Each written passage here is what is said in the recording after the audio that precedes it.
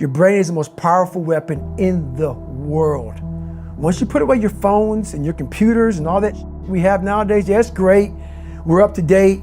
But your brain is the only thing you have when you're going through depression, when you're going through hard times, when you're going through death, real life. You can't Google that, man. You're alone. You're alone. You may have a shrink you're going to, you may have a best friend you're going to, but there's 24 hours in the day where you're alone in this brain, and your brain is talking to you in all kinds of ways, and it wants to control you and pull you in these different pockets. If you can't control your own brain and your brain controls you, you got to tell your brain where you want to go and how you want to go and how you want to get there. You got to control it. If not, it's over. What existed for me was, okay, man, how am I going to make this work? And all I knew back then was hard work. The only way anything gets accomplished. That's all I heard back in those days. You gotta work hard. You gotta work hard. I'm not getting I can't get this paragraph. I can't remember what the is in this paragraph to pass this test to get in the military. Read again. Still not getting it. Read again. But if you're not getting it, write it out. And that's how I started learning. Okay, well, I gotta write out everything I do. And then write it out again, and write it out again. And guess what happened? I got it. I can't swim. I'm negative buoyant. Go back again. I can't swim. Go back again. Go back again. Go back again. I got it. I realized if I keep going back and going back and going back until the just becomes, your mind will say, okay, we're gonna figure it out. Because he is not going to stop. It's not like I'm gonna try one more time. No, it's just like alarm clock goes off, boop, we're going back. I can't read right, we're going back. I gave myself no way out, and my mind realized that. They said, okay, we're gonna adapt and overcome now. Like a lot of people say, trying hard. Your mind knows, man. It knows this guy's bull. Me, man, this guy's lying. There's no truth behind it. When I was in Navy SEAL training, people go, how were you there for 18 months? The program was only 6 months long. You were in 3 hell weeks in 1 year. No one's ever done that. How did you do that? I talk about the new norm.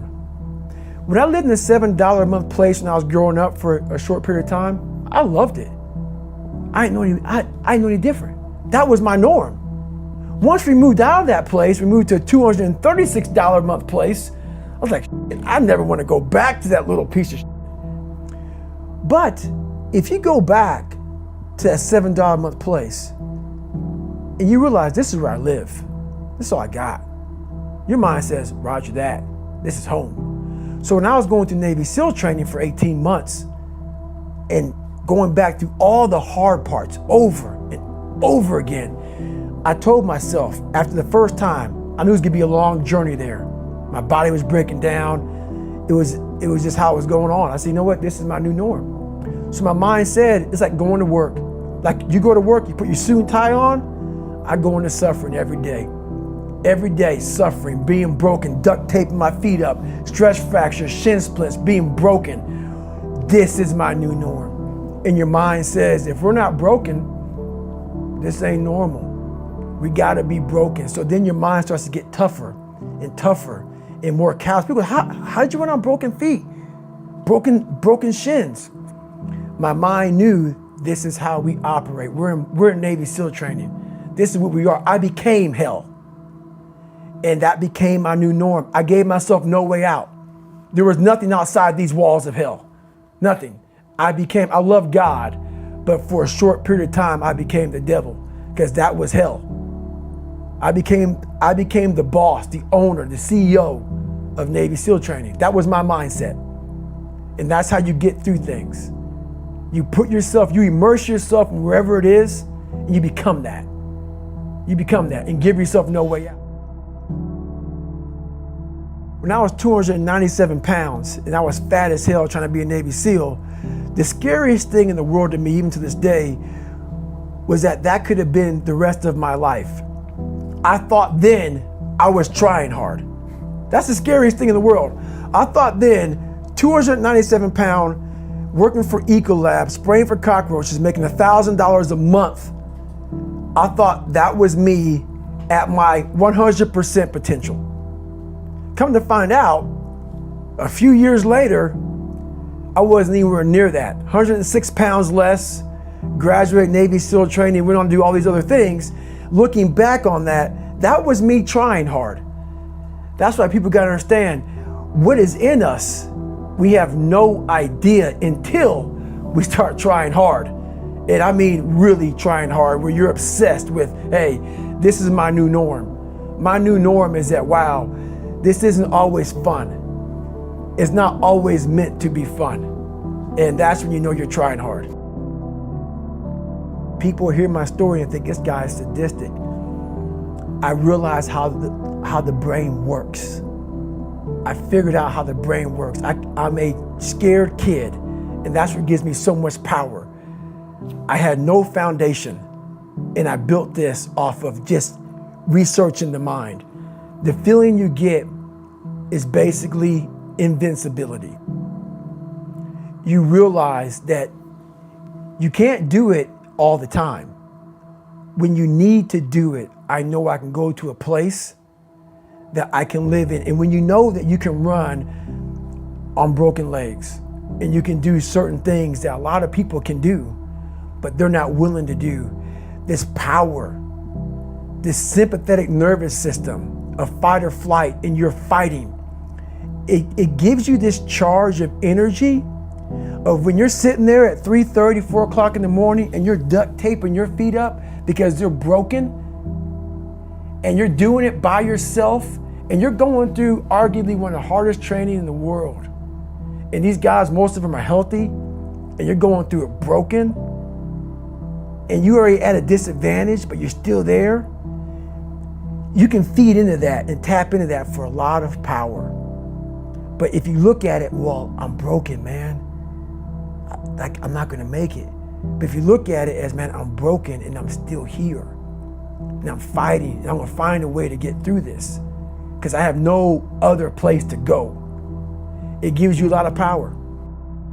When things start to suck really, really bad, my brain and a lot of people's brain, they don't go to your dad beating you up. Your brain says, we gotta get the out of here. This is miserable. So anger goes away a lot of times when you're suffering, because your brain just says, we gotta run, we gotta go. So that anger is not popping up saying, oh, I'm gonna show them, I'm gonna show those people. No, there has to be a much deeper, when I say deeper, it has to be down to mineral soil. It has to be down to that nice mineral soil where nothing can burn. You can't burn dirt. So it has to be down that low, that literally is something in you that's at the core of your soul. But you don't find it unless you spend a lot of time with what you want to be in life. I can't give that to you. Right. You can't give it to somebody. When you find your true passion in life, and my passion for me was like, oh, I want to be, I don't give a Navy SEALs, Army, I don't give a shit. I want to serve my country. I want to be someone that I'm proud of. I want to look at myself in the mirror because I was so disappointed. That accountability mirror I talk about, I was so disappointed in what I saw every day. I wanted everybody to love David Goggins. And a lot of people did. I didn't love myself. But I knew a lot of us want to find peace first. So people say, man, you always talk about this suffering and pain and I'm at peace right now because I went through that. Right? You don't find peace first. If you do, Merry Christmas. More power to you. More power to you. I found peace on the opposite end of finding myself. And no one really finds themselves without going through trials, tribulations, suffering, accountability. And accountability is suffering. Being accountable every day for doing right for yourself, for the people next to you, it's miserable. It's hard. So, even the smallest details.